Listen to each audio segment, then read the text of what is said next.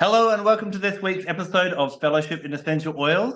This week, I'm really excited because we're going to dive deep into exploring an Australian essential oil. And Liz, are you excited to talk about Boronia? Well, I am now. I wasn't because I didn't do my homework and I know very little about this oil. So I was thinking, well, how can I Skype this? Oh, I know. I'll get Deby Atterby to come and talk about it because she knows so much more than I do. So, yes, I am excited now because we are joined by the Queen of Australian essential oils. Deby, you there? Hello, hello. Well, thank you for inviting me, the both of you. And Adam, do you know enough about this oil or not? I have it. I've been diffusing it and I've been wearing it all day. I know a little bit more probably about the emotional, and I will get excited about some of the spiritual aspect, but it's not one that I use much physically. So we may lean heavily into you today because I haven't done too much homework either. We're red flat. Well, I think a lot of my homework came, excuse me while I pop in here and just do what I do. A lot of my homework came in retrospect for research, and that was in one of my journals, which was number 86 volume. And you can see the absolutely beautiful, delicate, but strong, and this is where it comes from, that really strong, powerful flower of that megastigma. It's really a beautiful, strong, powerful, but yet delicate, very highly aromatic, very highly aromatic. Now, the I'm glad flower you is, showed. I was going to say, I'm glad that you showed us that because when we came on screen, Adam said to me, "You got the wrong colour top on." And I went, "Well, anyway, it's green, but how am I supposed to know?" So it was very nice to see that flower. Thanks, Deb. That's okay. Look, you both look like you were just about right on the knocker there. That sort of a kind of a purpley kind of reddy color and that green there behind it. And me, look, I've just got the whatever cane. and one thing that's really interesting about the flowers of this plant, where we get the essential oil from, is the flowers are almost like this brown color, and sometimes it's referred to as brown Boronia, isn't it? Yeah, it is. And actually, Adam, the reason that it is also noted at that is because it goes through, especially because it's such a high essential oil used in the perfumery industry. Once it goes from the concrete to the solvent extraction, it is actually really quite brown in its color. And I actually thought I'd show you that. I thought that would be really, really interesting for you guys as well. I don't know how good this will be, but this is our Tasmanian extract of the Boronia, where a lot of them today are used with a 3% in the jojoba. So a lot of people don't really get that body and soul. Very, very expensive as well, by the way. I think in US dollars, they look at around about maybe $7,000 per kilo. Wow. Mm. Yeah. Has been used in the food industry as well. So got some lovely things to share with you about the food industry and Boronia too. So by all means, ask questions, and if I can answer them, I will totally answer them for you. Yeah. Well, it's a lovely smelling oil. I will wear it by itself, and as you said, it's used in the perfume industry. Mm. It's beautiful in a diffuser. But Mm. from a physical standpoint, whereabouts would you use Boronia in your practice? Well, I have used it extensively for people with a lot of anxiety and depression. I really do work with that. But one thing topically on that dermal level, not necessarily the inhalation level, I actually work very much in that area of re-strengthening the tissue, the tissue of the skin. So if somebody has had, say, a burn on the skin, then the actual the certain chemistry behind it, which is the B ions or the beta ions, they actually help with that kind of anti-aging effect as well. So it really helps to work with the hydrolonic acids that are within the cell. And so if we make up a good serum, then we are going to get some fabulous dermal absorption, which then will interact with that fibroblast. So that actually helps to restore the skin. So it is actually a beautiful thing that is used within cosmetic products as well today. So yeah, I work with that and make my own serums. So you could use it for both for the beauty aspect, but also for repairing any skin issues as well. Correct. That's right. You can. And I have used it on burn victims. So I have had girls who may have been burnt through hot waters or whatever, and they've come in and yeah, we've worked with that. But they also like to use it in the beauty industry with the pigmentation or the UVE damage through pigmentation through sun excess, especially here in Australia, especially here in Queensland, of course, because we've got that higher rate of skin damage through that. Mm. You mentioned a little bit about the chemistry before. Is the chemistry quite unique compared to, we see in lots of essential oils a bit of a repeat of things like linalool and alpha pinene and so on. What about in Boronia? Yeah, Boronia is very unique in its own self because it's one of those essential oils that actually has got that beta ions as well as, and that comes from the ketone. It also has a little bit of the alpha, but we also see menthol cinnamon, which is a cinnamon type base behind it. All of these things work as anti-inflammatories, and they also work really good as that antioxidant agents.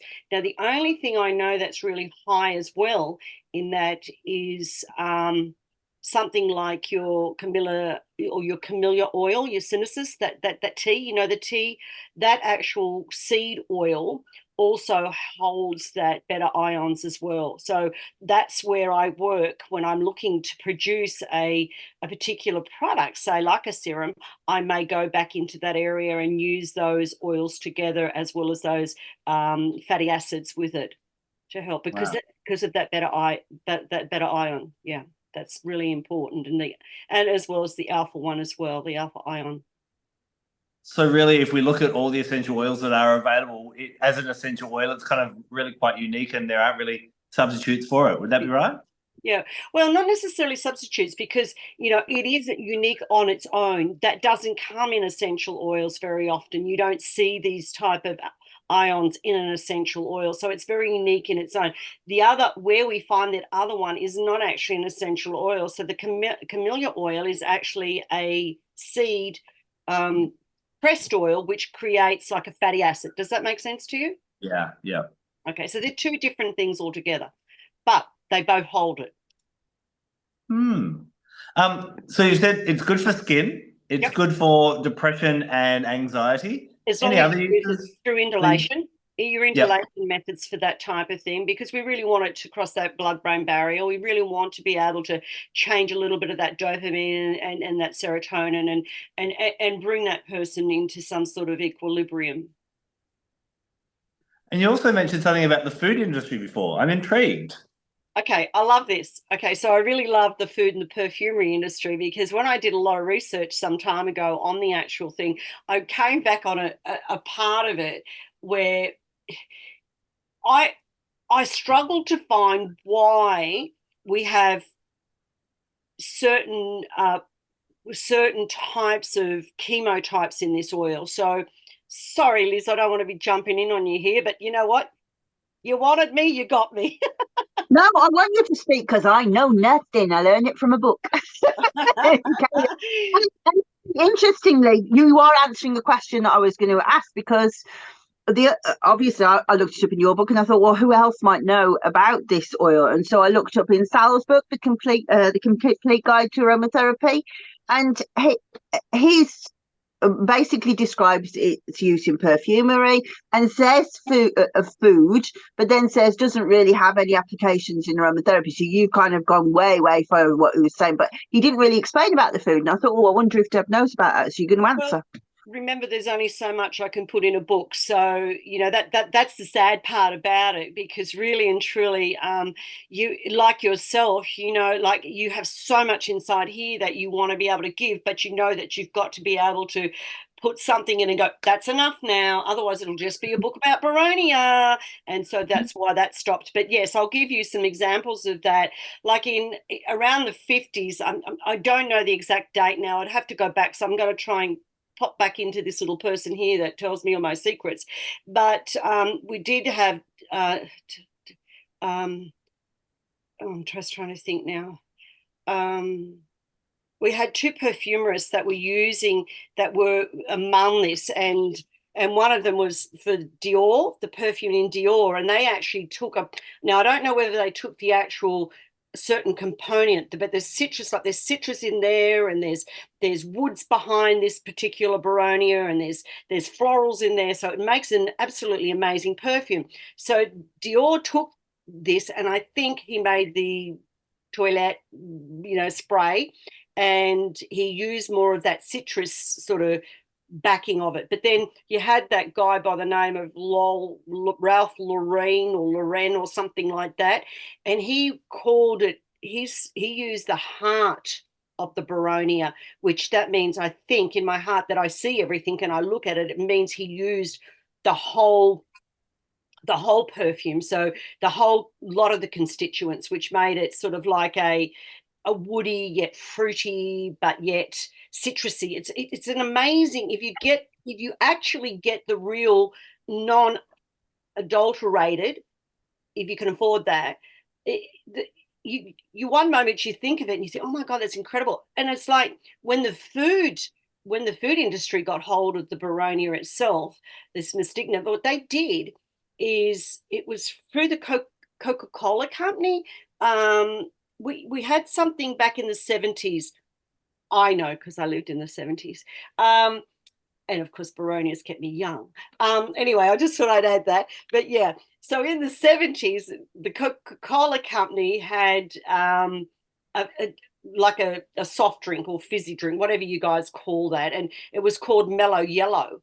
And what they did is they took a part of the components, the citrus component, out of the Boronia, and they put it in the drink to give it more of a tarty taste. It was amazing. I look, like that's all the things I love. I love all of that stuff. I mean, yes, I love my clinical side of it, but sometimes it's really cool when you find all of that sort of information that, a lot of people don't really know about. Yeah.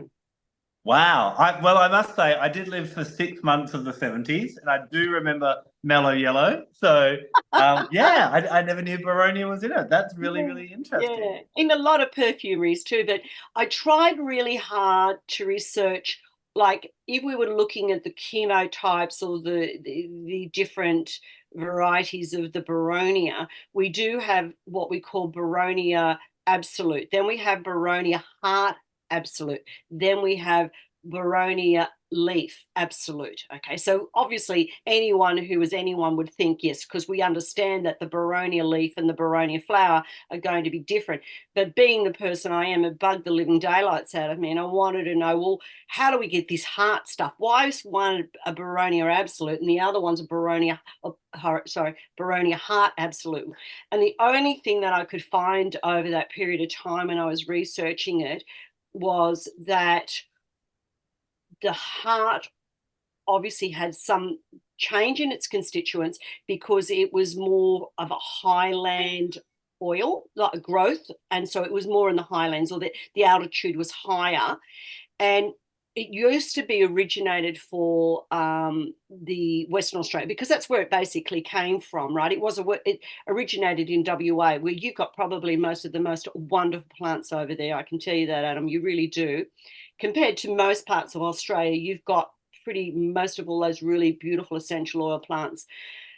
But then Tasmania took it on, and Tasmania have been growing the Boronia, and obviously there will be slight changes within those chemical constituents. And look, and I'm not sort of putting up or boasting or whatever, but in my book, or if people would subscribe to the journal, I try to keep it so Aussie like, but there's a lot of that information as well where it goes into showing you the difference in the chemical structures.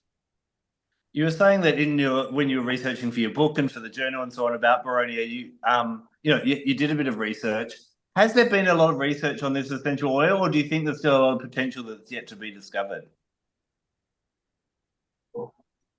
I think there has been a lot of research because it's something that is in the food industry. And so, it's allowed to be used correctly if you were trained properly for this situation. Because of that, there is a lot more information that has been gathered. I think it's only that it's the different varieties or where they're being grown. Maybe there needs to be more information shown about the change in the chemistry, because, you know, like a lot of people, you know, they're very much like, oh, I've got a lemon oil. Well, you know what? That doesn't cut it, you know.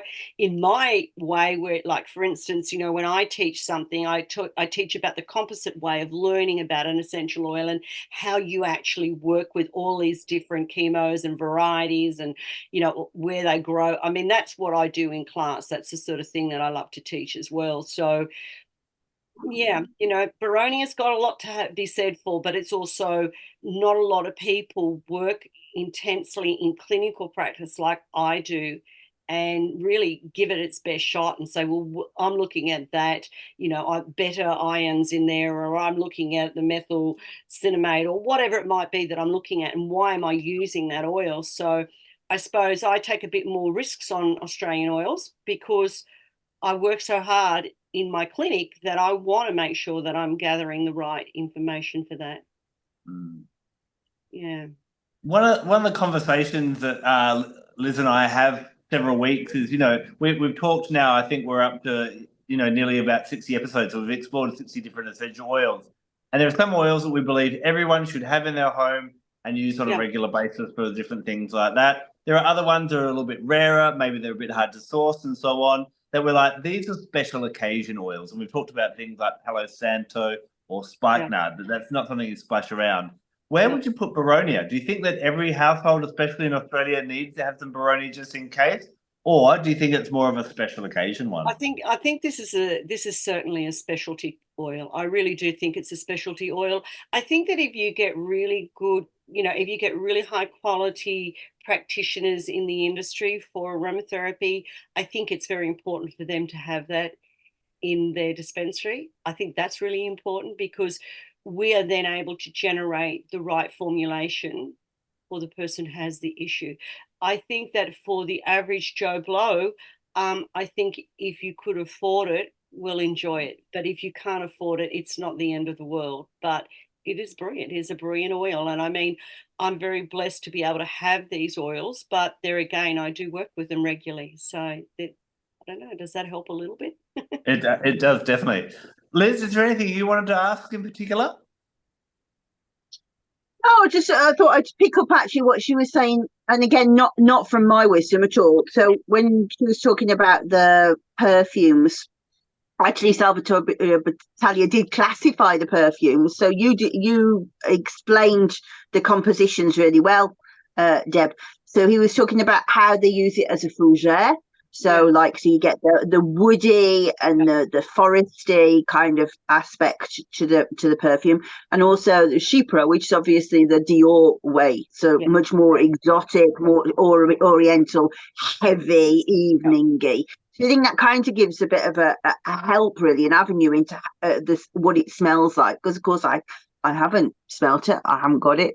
You know my feelings about oils that I won't use too often. I try to really, I've been an oils junkie for a very long time, and I'm really trying to deal with my relationship with waste, and I do think that would be wasted, so I won't go down that route until I need it. And actually, from what Deb said, I can't see an area where I would use where I would need it and I haven't got another oil that would do the same job. So probably Boronia won't get into my collection, and so that's quite interesting. Did you sound horrified then, Deb? No, not at all. Because, you know, for me, I totally understand that. Look, you know, I suppose because I'm still very busy, not as busy as I used to be. I have cut back a lot, but, you know, I still am constantly working in my clinical practice. And because I have specialized in, you know, Australian essential oils for so long, it's really important for me to make sure I have it so I can use it, so I can talk about it. Because, you know, at the end of the day, I mean, I'd be a hypocrite, if I didn't do it. No, I agree, and I agree entirely with your point that, like, I'm back on like again. I hate it when I say it, but aromatherapists in Australia should definitely have it. I think that it should be there. But in terms of me in England, where I have no cultural reference with that essential oil, I have other oils that I know can do the job. In terms of the carbon footprint, in terms of it's very expensive. Correct. Yeah. And leave it for the practitioner, because it is an oil that is very much something that can be used. And you see, this is what I'm always saying, like, we can all talk about different areas, and yes, we can talk about the perfume, or you can talk about, but a lot of things when it comes to Australian oils, a lot of people don't really use them clinically the way I do. Or I don't know how to explain it. So I have to make sure that that is something that I've got on board. And I look at it and I look at how I've got to look after it as well. And I'm really particular about my essential oils, and I know exactly where I'm going to store which one and where I'm going to put it. And remember, I think about that quite clearly, because where Adam and I live is a hell of a long way from each other, and my climate is totally and utterly different to his climate. And so I've got to be really aware of what I'm doing when I have my Australian essential oils. Very much so. Yeah. But we've talked in the past about that there could be relevance or a need for aromatherapists and personal essential oil users to look at what is native to their region first, before just going for the typical ones, because of connecting with those energies as well. Absolutely. I totally agree with you, Adam. And I think that this is what people need to be looking at. I think I may have said this to you once before, back in the 70s when I trained as a herbalist, and, I've continued to do upgrading in my herbal medicine, and I work with it very clearly. But I always remember the teacher said, here laid somebody I can't remember his name now, who has the plant that grows all over his grave that could have saved his life. And I went, oh, geez, I should think about that.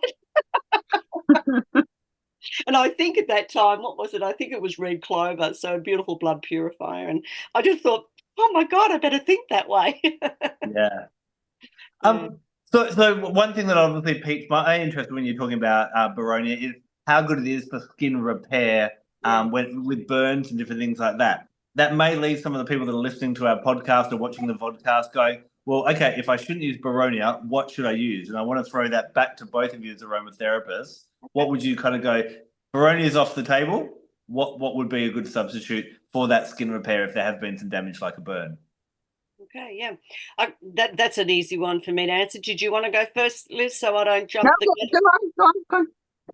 Okay, so when I'm looking at tissue repair, I'm actually going to be looking more, and we need to be careful of this too, because we're talking about the chemistry behind the essential oil, and that's what I'm looking at the moment. So essential oils that I can see that would get all the carrier component of it that is going to be able to bring the dermal absorption in properly, so that then we can get that proliferation of a cell going, so that we can create the wound healing faster. So essential oils that generally have your ketones in them have got the ability to be able to produce a better wound heal on them. But we also want certain oils, like things that have 1,8-cineol in them as well, even though your 1,8-cineols are your mucolytic type oils, and they work on that respiratory area. They are also very important because they help, like a catalyst of such,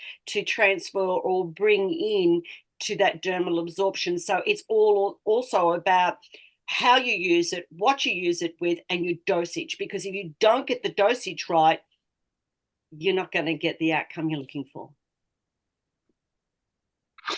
Yeah, so for me, I would come at it a different point of view. And I agree, I should say I agree completely with what Deb says, but just in terms of, I think there's a lot of beginners who might be terrified by thinking, well, I can't make those kind of assumptions because I don't understand the chemistry and I don't know how to come at it from the point of view of the chemistry.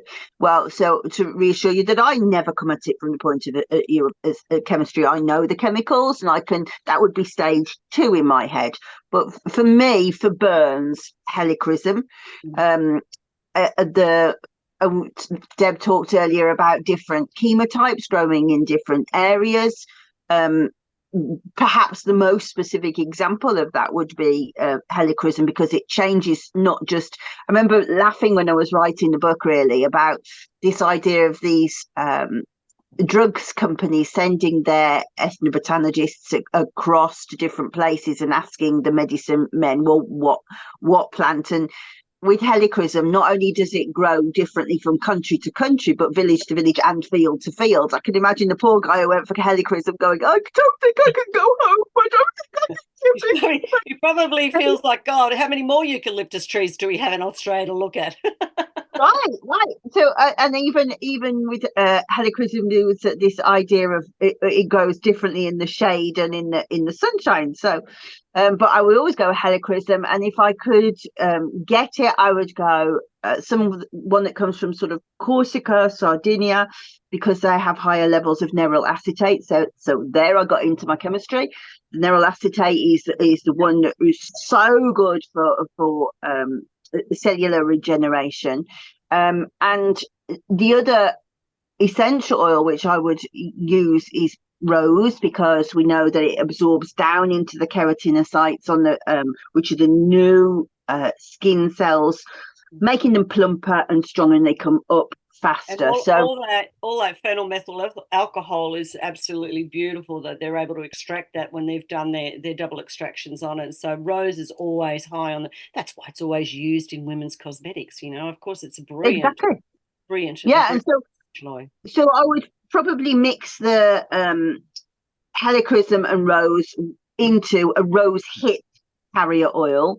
I'm always very careful with using carriers on burns, because I get this idea of it frying on the heat of the skin. Absolutely. So leave it a couple of days. But and actually, that's what I've been using on Daryl's face when he's had his radiotherapy, particularly here on his lymph glands, because they were really like sunburnt. It wasn't sunburnt because it was radiotherapy, but the heat with a bit of spearmint to get the heat down. And it really. I think it better make you something up with all Aussie oils in it, hey? Well, I think you might need to make me a Boronia oil one by the sound of things. Absolutely. I think we better pop something together for you, and I'll show you. We'll make up a serum. It's, even though it may have the fatty acid behind it, it's a very light thing where you don't actually have that. And you are right. You are so right, Liz. Like, people don't understand it when they put a fatty acid on, like a carrier oil, say on a burn, because the heat is still within the burn, and the person can burn for months after burning. It can stay there. And so what you're doing is you're encapsulating that heat, and so the heat just burns up higher. So I never use a straight carrier oil. I don't care what they say. I would never use it. So I make up a really gentle, soft serum which goes over there. So it's got the fatty acid in behind it, but it's cooling. It breathes. It allows it to absorb. But I'll make you one of those. That's what I'm going to do. Got it. So just to let you know, actually, you and I were talking about peppermint gum to bring the heat down. That really helped a lot as well. Good. Excellent. Really, really, really good. Well, there's all those different things. And look, what's good for one sometimes cannot be as good for the next person. And I really do think that is a lot to do with it. But I have to say that Boronia, I have used on radiation burns for people that have gone in and had that treatment. And yes, it has worked wonderfully. But of course, it's not just the only thing I use. Remember that. Yeah, and that's the thing, isn't it? Yeah, I mean, I found that the violet leaf absolute beautiful was so gentle, because it was on fire. It really was on fire. And that really brought the tenderness down fast. So you can look in a textbook and say burns. There's so many different aspects to those burns, and so many different brands to think about. Yeah. Absolutely. And so many different types of burns. And radiation burn is something that is very persistent. It's one of those things that is burning and burning and burning. And it's really quite aggressive in its own right, because it's meant to be. Oh, it's hideously aggressive, but let's not get into that. But yes, it is. Yeah. Deb, I wanted to ask you, in your book, which we'll shamelessly promote and give people links at the end of this episode, you do make some references in different oils about how the Indigenous people of Australia use that plant or that, or Yeah. or extracts of that plant throughout history. Boronia, is there much historical wisdom on how that plant's been used? No, usually the things that what I had come across when I had done some work with it, I know this is terrible to say this, but as one would say, many of our First Nations peoples really are only just today starting to learn more about their culture and their history, because so much was lost through the white men settling in Australia. Fair enough. Mm.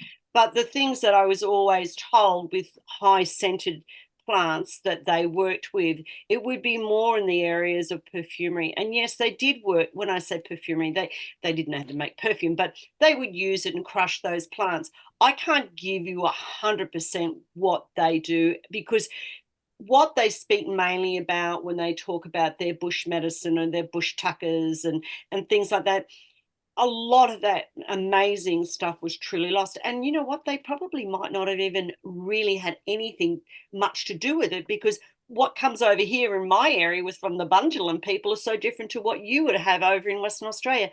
And you know yourself, they're nomads. They go on walkabout. So they might take a little bit of it. It's just very it's very difficult in Australia to give one solid part of history. Like you can go to England and you get that history and you've got the history and you've got the information because they knew how to document. But First Nation people didn't really do that as well.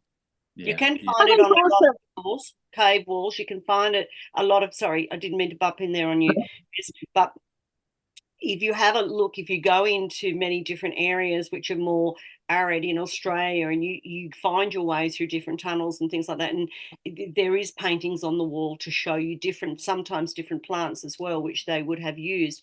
And in my composite book that's coming out, I'm hoping for Aromatica 2026. I'm putting it together now, and that book particularly may not be dynamic with all of what's in there, but there will be oils in there, and there'll be lots of different pictures of things that we've found. Who I have lots of people running around Australia getting things for me too. So yeah, which will be nice and fun to look at. I think perhaps to make clear to people, because I hadn't really understood this till you came to the UK and we worked together last year, almost exactly this time last year, wasn't it? Was How many to like when we talk about Western, like Australian usage, and just the way you were saying, like the usage would be different in Western Australia to the Bundjalung people, where you are. If I remember rightly, there's something like 900 different sets of languages. Is that right? Did I remember that right? something like that. Yeah, Liz, it's an amazing amount of language. A huge number of tribal peoples as well, and that they don't actually see themselves as Australians, do they? So each one of them is almost like a different country and a different Correct. culture in its own right, isn't it? Correct. Yeah. And most of that comes with borderlining or regions, or it's all about water pathways and the way that the water breaks different parts of the land, and how they can take their territory by that sort of dynamic. So they would speak a little bit different over there, but yet some of that would integrate to the next one. But a lot of them did pass over different types of territories and take their information to the next. So they did share it, but in a different way. It's very hard to say, because when we really look at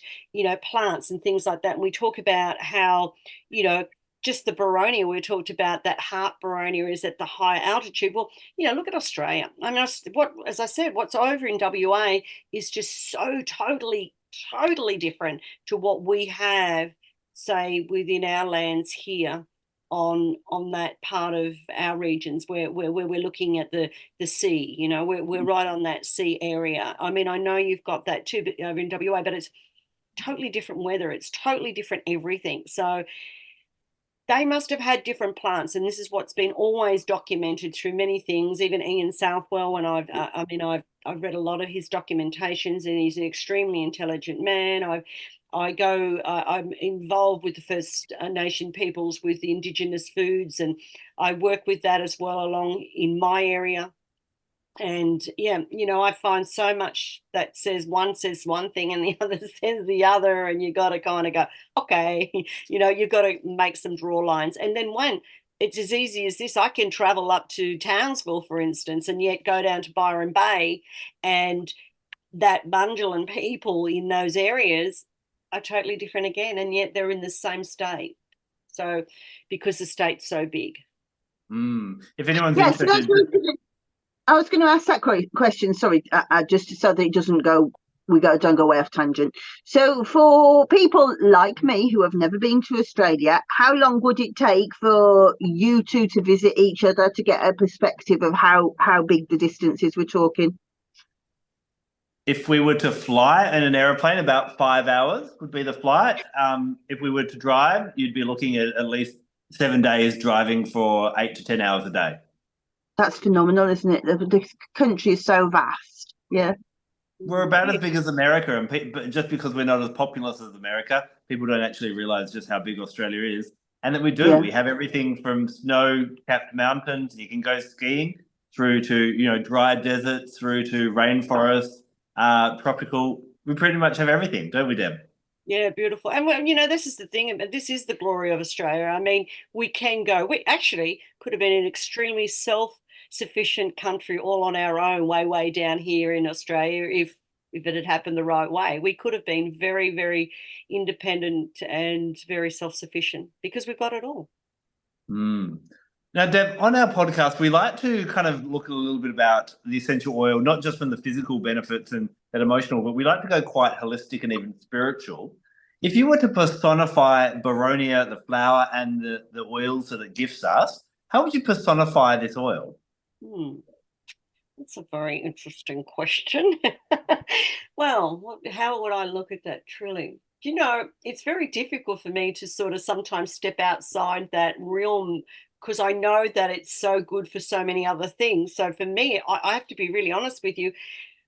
Do I take the doctrine of signature of that oil and I look at it, and maybe I can come into thinking that when you actually look at the plant itself, it's a very, as I said when we first began, its petals are so very, very strong and solid because they are, and yet its aroma is so powerful as well, that to me, I see on a more spiritual level that this is a very all open plant that can deal with so many hard areas that it needs to pass through, and that's maybe why it can go down into that dermal absorption for the change within the fibroblast, because it has got the power, and in the brain it can actually help with those things like the serotonin, the dopamine, because the scent is so that the molecular structure is so powerful, and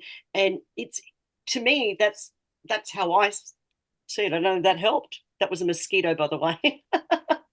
No, I think that's beautiful, and I think what I love about Boronia and my work with it is that it is, it both has a strength to it and a power to it, but a gentleness to it. Yeah. And often we think of being gentle or even feminine or yin, that's almost being soft or I guess weak. And I guess what Boronia kind of teaches us is that there's a real power in gentleness, quietness, solitude, and those types of things, which you will notice, although it grows more in the southwest, which is more of a kind of a forest area, not so much a desert type of area, there is that real strength, but peace in that region as well, isn't there?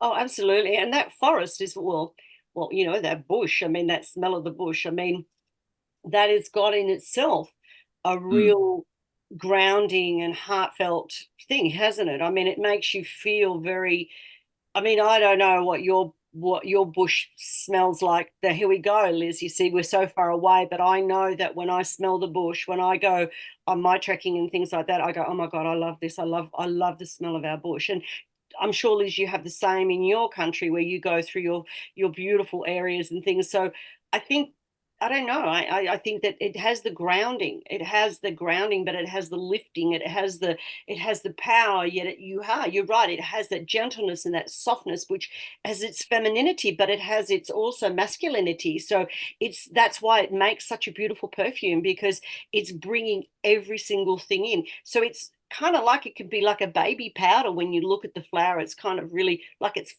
like a powdery sort of look about it. So it could have that baby strength behind it, but then it also, I don't know, that's how I look at it. And it's this little cup. It's like, being a person who does tarot cards, it's like the cup of wealth. It's like the cup full of, and it's got gold in the middle of it, and it's gold in the God, I wished I could show you the picture. But inside the cups, it's like, even though it's got its full, I'm talking on a spiritual level here, not even on a botanical level here, but you can see like the cups all yellow inside. So it's full of gold. It's full of everything, and it's still got the strength holding every single one of those petals together. It's holding it with this sort of a beautiful cross, black cross. It's just, it's amazing little plant. I think that's absolutely, you personified it beautifully. Yeah. And I think it does have that real, that dichotomy of the gentleness and the strength. And when we allow that, when we allow ourselves, the action of a flower is to open. Yeah. And when we open up to being gentle, when we open up to that vulnerable, that kind of gentle side of ourselves, there's real gold in there. We know what it's like when someone comes at us in a fiery warrior kind of masculine way. Yeah. It stops everyone feeling comfortable. And I think Boronia would be a great oil to let people feel comfortable with their gentleness, and just kind of, sometimes a gentle nudge is more powerful than a shove. And I think Boronia would kind of encourage that type of behavior as well. It does. And you've got to have a lot of gold to be able to buy it. Sorry. There is that, isn't there? I'm looking at a page from your book. Well, I don't know if I'm very good at being able to show it.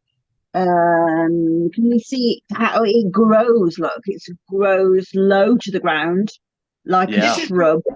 This is in Tasmania. Yeah, in Tasmania. Yeah, this is the farm in Tasmania where they produce it, that they actually took from WA, and they brought it in there. But it actually comes up like a really beautiful little, like a bushy sort of little tiny bushy tree. That's what it comes up to see it in the wild. It's like a bushy sort of, I don't know, it's just, how a tea tree grows, except not expanded. It kind of grows like that as well. It's kind of, I don't know, you have to really go and have a little bit, and you should be able to find it where you are actually, Adam. I don't know where you live exactly, but I'm sure you could find it over your neck of the woods. But yeah, it's a very bushy but beautiful plant. Yeah. But there it's because it's being harvested as well, Liz. They put it all in their rows. Yeah. Understood. Yeah. Now, we normally wrap up our episodes with a bit of talk about astrology and chakras. And I wanted to talk a little bit about my experience and why I got so excited about Boronia.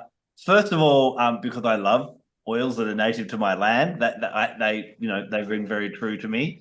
But what I got excited about, and where I've first seen it, we have a beautiful botanical garden here. It's one of our major city parks called Kings Park. And when you look at the flowers of this plant, they are literally, yes, it is a little bit purple, but I would describe the flowers as being brown. Now, in past episodes, we've talked about that the Greeks and the Romans would attribute different flower colors to different planets. And they would attribute pink to Venus and yellow to Mercury and red to Mars and so on. But from our discussion that we've had today and my experience in the past, I would actually astrologically link this to the planet Earth. And I think it does bring in the strength of the Earth. And for me, it's the only essential oil that astrologically would connect with the Earth rather than one of the heavenly planets. When we go to chakras, then, it would work really well with what's known as the Earth Star chakra, below the base chakra, which is our connection to every person, every animal, every plant, every mineral, everything that's upon the Earth. And so I find that this amazingly beautiful oil to work with on a spiritual level, to help us connect with the Earth, to be gentle on the Earth, and to feel the gentle strength of the Earth. The Earth doesn't speak to us unless we're silent and can hear its whispers. And I think Boronia is almost like the personification of, you can find great strength in quietness, in solitude, and in gentleness, and can really teach us to bring that capacity into our lives. So that's how I love it on both the astrological level and the chakra level. Beautiful. I love it. I really love it. I think that's so beautiful. I think it's such a lovely way to express such a fabulous, absolutely fabulous plant. You know, it's a beautiful way. And you are correct in its colouring. It is that sort of a brand, very similar to your shirt, actually. That's why you obviously wore it. We do have a habit on this show of dressing accordingly. Don't you worry. I'll have to remember next time I'm invited to wear the right clothing. Well, no, you failed this time. You haven't really delivered, so you can't come again. Absolutely fantastic amount of knowledge out of your mouth. You will never cease to amaze me how much you know about Australian oils. Not at all. I knew that I could just fall out of bed and do nothing this morning, and it's just worked out perfectly for me. So thank you for that, Deb. Thank you so much, both of you. Thank you so much for inviting me, and I hope to hear again and get another invite. We'll let you know, and we'll let you know what colour you need to wear. If you'd like to find out more about Deby and her work, her amazing book, all the links will be below in whether you're watching the vodcast or the podcast. Liz is holding out the book. Bless. I'm guessing it will be backwards on the screen, but I love this book, and I think that anybody who has got an interest in, well, it's another culture to me entirely. There are things that, well, I'm very lucky that people deliver oils to me, and so I do have some of the oils in the book from Deb and also from Greg Trevina and also from Adam. But yeah, just I heartily recommend it. It's very easy to read. It's it's better than I would write it in terms of this is what you use it for and this is how you use it. So that's lovely for people. I heartily recommend this book. Thank you, Liz. That's very kind of you. Very kind. Thank you. We'd like to thank everyone for tuning in to this episode of Fellowship in Essential Oils. We hope we've tickled your fancy on Boronia, and we'll be back again next week when we explore another gift from Mother Nature. Until then, take care. Bye. Bye-bye.